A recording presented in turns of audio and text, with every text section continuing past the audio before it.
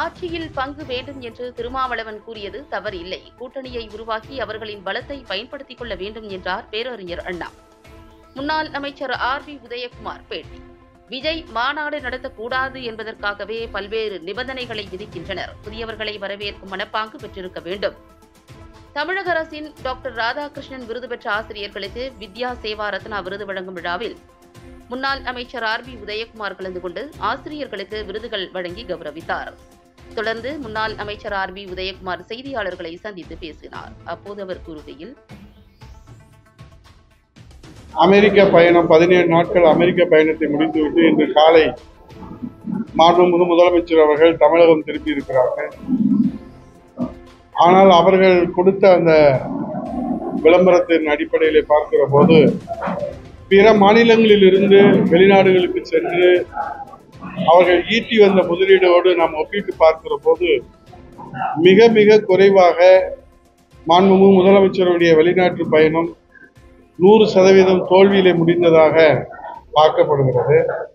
ஏன்னா அரசின் செய்திக்குறிப்பு வெளியிட்டிருக்கிற அந்த புரிந்துணர்வு ஒப்பந்தங்களை நாம் பார்க்கிற போது மகாராஷ்டிராவிலிருந்து சென்று அமெரிக்காவிலே அங்கே முதலீடுகளை ஈர்த்து வந்த மாண்பு முதலமைச்சர் ஷிண்டே அவர்கள், அதே போன்று தெலுங்கானா மாநிலத்திலிருந்து சென்று அங்கே ஈர்த்து வந்த அந்த முதலீடுகள், இவற்றையெல்லாம் ஒப்பிட்டு பார்க்கிற போது தமிழகம் மிகவும் பின்தங்கி இருப்பதாக அரசு வெளியிட்டிருக்கிற செய்திக்குறிப்பின் மூலமாக நமக்கு தெரிய வருகிறது. ஆகவே இந்த பயணம் முழுமையாக ஒரு தோல்விக்கான பயணமாகவே பார்க்கப்படுகிறது. அதனால்தான் மாண்புமிகு எதிர்க்கட்சியுடைய தலைவர், மாண்புமிகு முன்னாள் முதலமைச்சர் புரட்சி தமிழர் வருங்கால முதலமைச்சர் எடப்பாடி அவர்கள் வெள்ளை அறிக்கையை வெளியிட வேண்டும் என்று கேட்டால் மாண்புமிகு முதலமைச்சர் முத்துவேல் கருணாநிதி ஸ்டாலின் அவர்கள் மக்கள் நையாண்டி செய்கின்றார்கள். மாண்புமிகு எதிர்க்கட்சியினுடைய தலைவர் முன்னாள் முதலமைச்சர் புரட்சி தமிழர் ஐயா எடப்பாடியார் அவர்கள் அமெரிக்க பயணத்தின் போது அவர்கள் ஈர்த்து வந்த முதலீடுகளை கொரோனா காலத்திலே கூட அதை முழுமையாக செயல்படுத்தி அதை மக்களுடைய பயன்பாட்டுக்கு கொண்டு வந்தார்கள். ஆனால் அதற்கெல்லாம் ஆதாரம் இருக்கிறது என்று ஏதோ அவர் முதலமைச்சர் அவர்கள் ஒரு பூச்சாண்டி காட்டுகின்ற வகையிலே அவர் பேசியிருப்பது என்பது ஒரு முதலமைச்சர் பதவிக்கு அழகல்ல. ஆகவே உங்களுடைய பயணத்திலே எவ்வளவு அந்நிய முதலீடுகளை நீங்கள் ஈர்த்து வந்து இங்கே இருக்கிற கம்பெனிக்கு அங்கே போய் முதலீடுகளை நீங்கள் தேட வேண்டிய ஒரு நிலை ஏன் வந்தது என்பதுதான் தமிழ்நாட்டு மக்களுடைய கேள்வியாக இருக்கிறது. ஏற்கனவே இங்கே இருக்கக்கூடிய கம்பெனியுடைய விரிவாக்கம் தான், அந்த விரிவாக்கம் தான் அந்த அவர்கள் கொடுத்திருக்கிற அரசு செய்திக்குறிப்பிலே நாம் புரிந்து கொள்ள முடிகிறது. ஆகவே பிற மாநிலங்களிலிருந்து சமீப காலங்களிலே கொண்டு வந்த முதலீடை காட்டிலும் தமிழ்நாடு பின்தங்கி கடைசி நிலையிலே தான் இருப்பதை அவர்களுடைய புள்ளி விவரம் தெரிவிக்கிறது. அதை தெளிவுபடுத்துவதற்காகத்தான் மாண்புமிகு எதிர்க்கட்சி தலைவர் வருங்கால முதலமைச்சர் புரட்சி தமிழர் எடப்பாடி அவர்கள் வெள்ளை அறிக்கை வேண்டும் என்று கேட்கிறார். அது வெள்ளை அறிக்கை கொடுத்தால் மக்களுக்கு, நம்ம எதிர்கட்சி தலைவர் மட்டும் இல்லை, எல்லா கட்சி தலைவர்களும் கேட்கிறாங்க. ஏன்னா அவரே எதிர்கட்சி தலைவராக இருக்கிற போது, முத்துவேல் கருணாநிதி ஸ்டாலின் எதிர்கட்சி தலைவராக இருக்கிற போது அமெரிக்க பயணத்தின் போது மாண்புமிகு முதலமைச்சராக எடப்பாடியார் சென்று அந்நிய முதலீடுகளை இருக்கிற போது, குறிப்பாக தகவல் தொழில்நுட்பத்தில் எல்லாம் இருக்கிற போது வெள்ளை அறிக்கை வேண்டும் என்று சொன்னார். அவருடைய நிலைப்பாடு தான். இப்ப இதுல யாரும் அரசியல் செய்யல, அவர் சொன்ன மாதிரி தான். எதிர்கட்சி அரசியல் செய்யாம அவியலா செய்வாங்கன்ற மாதிரி அரசியல்ல ஒரு மக்களுக்கு தெளிவுபடுத்த வேண்டிய கடமை இருக்கு. அதே போல உதயநிதி ஸ்டாலின் அவர்கள் தென் தமிழகத்துல மதுரை, சிவகங்கை எல்லாம் வந்தாங்க. அனைத்து துறைகளுடைய அலுவலர்களுடைய ஆய்வுக் கூட்டம் நடத்தினாங்க. அது மக்களுக்கான வளர்ச்சிக்கான ஆய்வுக் கூட்டமாக அரசின் செய்திக்குறிப்பு சொல்லப்பட்டது. அரசு ஊழியர்கள் என்ன கேட்கிறாங்க அப்படின்னா, அனைத்து துறைகளுடைய அலுவலர்களுடைய ஆய்வுக் கூட்டம் நடத்துவதற்கு மரபு முதலமைச்சருக்கு தான். முதலமைச்சர் தான் அனைத்து துறைக்கும் அமைச்சராக இருப்பார்கள். ஒரு விளையாட்டுத்துறை அமைச்சர், சிறப்பு திட்ட அமலாக்கத்துறை அமைச்சர் அனைத்து துறையினுடைய அலுவலர்களுடைய ஆய்வுக் கூட்டத்தை நடத்தி அதில் நடவடிக்கை எடுக்க முடியுமா? அது மரபு சார்ந்த நடவடிக்கை தானா? ஏன்னா இந்த சிறப்பு திட்ட செயலாக்கத்துறை என்பது 2011 புரட்சி தலைவர் அம்மா அவர்கள் தொடங்கிய அந்த துறையை, அந்த துறை எதுக்காகனா இந்த ஸ்பெஷல் ஸ்கீம்ஸ், தேர்தல் அறிக்கையில சொல்லப்பட்டிருக்கிற விலையில்லா மிக்சி கிரைண்டர், மின்சார விசிறி 2,18,00,000 பேர் கொடுத்தாங்க, மடிக்கணினி கொடுத்தாங்க, விலையில்லா கறவை மாடுகள் ஆடுகள் கொடுத்தாங்க. இந்த மாதிரி சிறப்பு திட்டங்களை செயல்படுத்துவதற்காக அந்த சிறப்பு திட்ட செயலாக்கத்துறை உருவாக்கப்பட்டது. அதுல இன்றைக்கு அவர் அமைச்சரா அனைத்து துறைக்கும் அவர் கேள்வி கேட்க முடியாது. எனக்கு தெரிஞ்ச துறை சார்ந்த நடவடிக்கை பண்ணோம்னா மாவட்ட அமைச்சர்கள் மாவட்டத்துல அந்த இருக்கக்கூடிய வளர்ச்சி திட்டங்கள் குறித்து ஆய்வு செய்வாங்க. இது மரபாக கடைபிடிக்கப்படுகிறது. அனைத்து மாவட்டங்களுக்கும் அனைத்து துறைகளுக்கும் ஆய்வு என்பது சம்பந்தப்பட்ட துறையினுடைய அமைச்சரை வச்சு அது செய்யலாம். ஆனா எனக்கு தெரிஞ்சு எந்த விழாவிலும் சம்பந்தப்பட்ட துறையினுடைய அமைச்சர்கள் இல்லை, மூத்த அமைச்சர்களும் இல்லை அதுல. ஸோ இவர் மட்டும் விதிமுறைகளை தகர்த்து மரபுகளை தகர்த்து இவ்வளவு அவரை போக்கஸ் பண்றாங்களே, அது என்ன காரணம்ன்றது அவங்க தான் அதை விலைக்கு சொல்லணும். ஆனால் இது ஒரு தவறான முன்னுதாரணமாக ஆகும். இது ஒரு அரசு, ஏன்னா அவங்க கட்சியில முன்னிலைப்படுத்துறதை பத்தி யாரும் கேள்வி கேட்க போறதில்லை, மக்கள் அதுக்குரிய தீர்ப்பை சொல்லுவாங்க.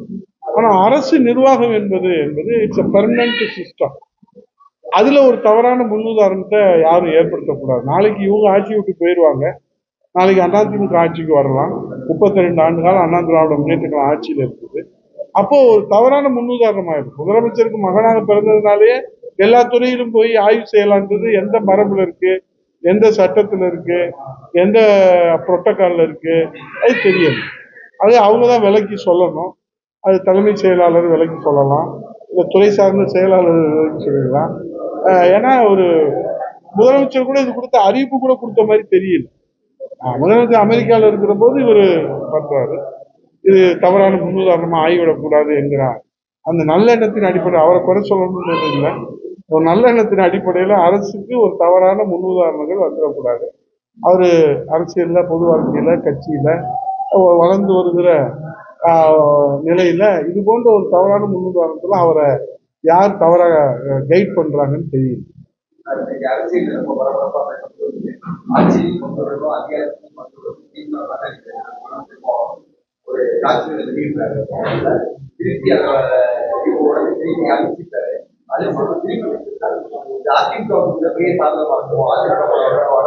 எழுச்சி தமிழர் மரியாதைக்குரிய அண்ணன் திருமாவளவன் அவர்கள் அது குறித்து விளக்கம் சொல்லியிருக்காரு.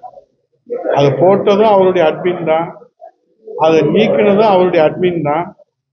அதுக்கு உரிய விளக்கத்தை அவரே சொல்லியிருக்காரு. ஏன் எடுத்தாருன்ற விளக்கத்தை என்னுடைய அட்மின்கிட்ட கேட்டு சொல்றேன்னு அவரே சொன்னதாக செய்திகள் நம்ம பார்க்கிறோம். அவங்க ஒவ்வொருவருடைய உரிமையை அவங்க கேட்கறது எல்லோருக்குமே உரிமை இருக்கு. கட்சி நடத்துறதே எல்லோரும் கட்சி நடத்துறத ஆட்சியிலும் அதிகாரத்திலும் எல்லோரும் அந்த கருத்தை சொல்றாங்க. கட்சியை ஆரம்பிக்கிறவங்க எல்லோரும் என்ன சொல்றாங்க, நாங்க ஆட்சியை பிடிப்போம் சொல்றாங்க. அதாவது யதார்த்த நிலவரங்கள் இது எப்படி இருக்குது, என்ன இருக்கு, மக்கள் ஆதரவு எப்படி இருக்கு, மக்கள் யாரை ஆதரிக்கிறாங்க, அதோட தான் நம்ம முதல்ல இந்த கூட்டணி என்பதே பாத்தீங்கன்னா நம்முடைய பேரறிஞர் பெருந்தகை அண்ணா அவர்கள் தான் அதை உருவாக்கினாங்க.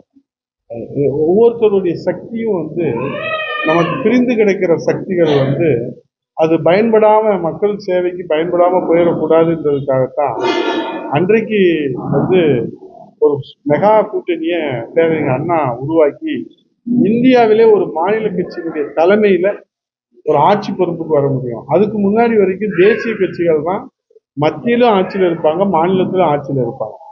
பேரறிஞர் பெருந்தகை அண்ணா அவர்கள் எடுத்த அந்த முயற்சி தான் இந்த தமிழ் சமுதாயத்துக்கு ஒரு விழிப்புணர்வை கொடுத்து ஒரு கூட்டு முயற்சியில ஒரு மாநில கட்சியினுடைய தலைமையில ஆட்சி அதிகாரத்தை மக்களுக்கு சேவை செய்வதற்கு இந்த மக்கள் தீர்ப்பு வழங்கினாங்க. ஆகவே அதிலிருந்து தான் அந்த கூட்டணி நம்ம பண்றோம். அதனால ஒவ்வொருத்தருக்கும் சொல்றதுக்கு கருத்து சுதந்திரத்துக்கு உரிமை இருக்குது. அது காலத்துக்கு ஏற்ற மாதிரி அவர்கள் அந்த உரிமையை அவர்கள் கொண்டு வருவதற்கும் சொல்வதற்கும் வெளிப்படுத்துவதற்கும் மக்களிடத்தில் கொண்டு போய் சேர்ப்பதற்கும் முழு சுதந்திரம் உரிமை இருக்கிறது. மத்திய அமைச்சர் நிர்மலா சீதாராமன் எல்லா கட்சி தலைவர்களும் ஒரு மூத்த ஒரு தொழிலதிபரை அடுத்தடுத்து அண்ணா ஒரு விளக்கம் கொடுத்தாங்க. எங்க மூத்த தலைவர் முன்னாள் அமைச்சர் ஜெயக்குமார் இது குறித்து தெளிவான விளக்கம் கொடுத்து அனைத்து ஊடகங்களிலும் வந்திருக்கிறாரு. இப்போ ஒரு ஆய்வு கூட்டத்துல இது மாதிரி அவங்க தன்னுடைய கருத்துக்களை பதிவு செய்யறதும் அது குறித்து விளக்கம் சொல்றதும் அது முறையா இருக்கணும் அப்படின்றது எல்லாருடைய எதிர்பார்ப்பு. அது எப்படி நடந்துச்சு, அதுக்குரிய விவரம் என்ன என்பது எங்களுடைய ஜெயக்குமார் முன்னாள் அமைச்சர் அவர்கள் சொன்னதை தான் நாங்களும் அதை அதிகாரப்பூர்வமான கருத்தாக நாங்களும் அதை வழங்கினோம். சார், ஒரு அனுபவம் வாய்ந்த அரசியல்வாதியா ஒரு எதிர்ப்பு சொல்லிக்கிற இதே ஒரு ஸ்டாண்டர்டோட திருமாவளவன் உங்கள்கிட்ட வந்தா நீங்க கூட ஆச்சரிய அதிகாரப்படி அதிமுக திருமாவளவன் முக்கியத்துவம் கொடுக்க வாய்ப்பு இருக்கா?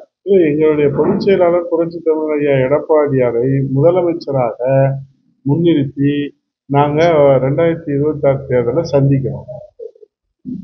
புரட்சித் தமிழர் எடப்பாடி அவருடைய செய்த சேவைகள், திட்டங்கள், 11 அரசு மருத்துவக் கல்லூரி, குடிமராமத்து திட்டம், 7.5% இடஒதுக்கீடு, இதெல்லாம் சாதனைகளை சொல்லி, அம்மாவுடைய சாதனையை சொல்லி, புரட்சித் தலைவர் சாதனை சொல்லி, 52 ஆண்டு கால அண்ணா திராவிட முன்னேற்ற கழகத்துடைய சாதனைகளை சொல்லி தான் மக்களை சந்திக்கிறோம். அதற்கு யார் யார் உடன்பட்டு எங்களோடு கரம் கோர்த்து புரட்சித் தமிழர் எடப்பாடி அவருடைய கருத்தை வலுப்படுத்துவதெல்லாம் எங்களுடைய பொதுச் செயலாளர். இந்த கூட்டணி முடிவு எடுப்பது, கூட்டணிக்கான அங்கீகாரத்தை கொடுப்பது, அவர்களை யார் யார்களை அழைப்பது, யார் யார்களை அரவணைப்பது, யார் யாரை சேர்த்துக் கொள்வது, யார் யார் விருப்பம் தெரிவித்திருக்கிறார்கள், இந்த விவரம் எல்லாம் பொதுச் செயலாளருக்கு நாங்கள் முழு அதிகாரத்தை, அனைத்து தலைவர்களும் முழு அதிகாரத்தை கொடுத்துருக்கிறோம். அவர் தான் இது குறித்து உங்களுக்கு விளக்கம் சொல்வார். அவரும் ஊடகத்தை தினந்தோறும் சந்திக்கிறாரு. அவர் உரிய நேரத்திலே உரிய விளக்கத்தை நிச்சயமாக உங்களிடத்தில் சொல்வார்.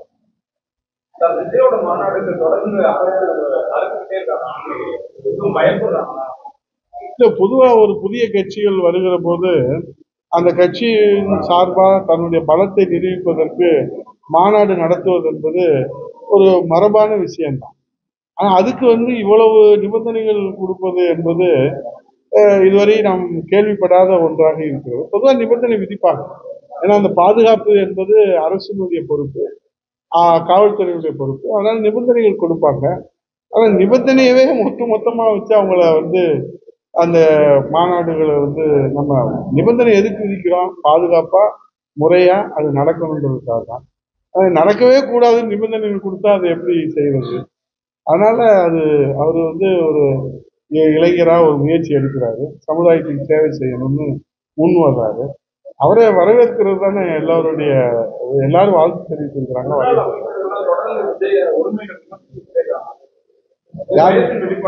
யாரு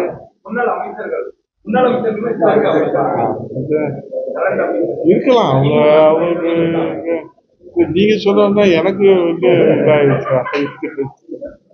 அதனால இல்ல, ஒரு புதிய சக்திகள் வருகிற போது அதை எப்படி அணுக வேண்டும் என்பது அவங்க தலைமை சொல்லியிருக்கிறத அவங்க செய்யறாங்க.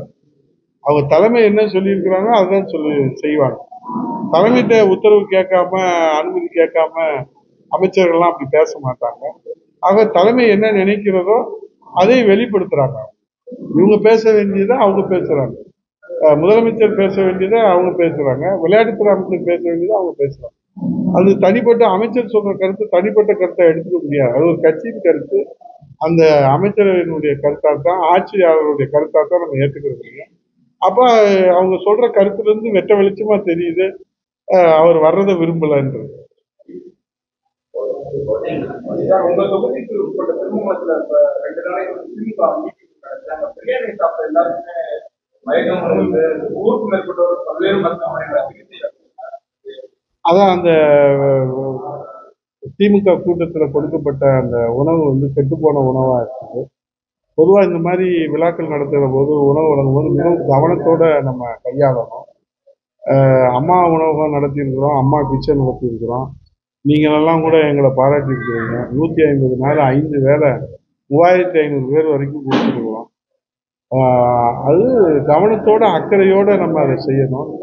நான் பொதுச் செயலாளர் புரட்சித் தமிழர் ஐயா எடப்பாடி அவருடைய ஆணைக்கினாங்க நேரடியாக போய் அவங்க ஆறுதல் சொன்னோம்.